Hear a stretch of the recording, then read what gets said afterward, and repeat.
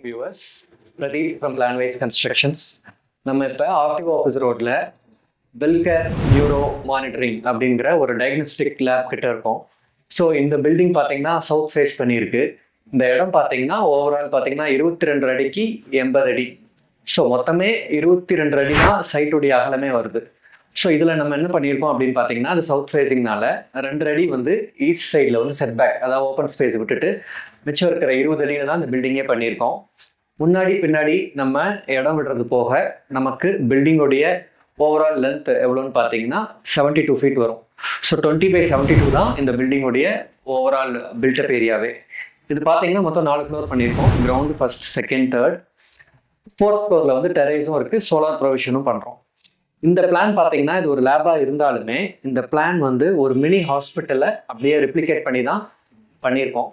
So இது லேபாக இப்போதைக்கு இருந்தாலும் ஃபியூச்சரில் வந்து இது ஒரு மினி ஹாஸ்பிட்டலாக நம்ம மாற்றிக்க முடியும்.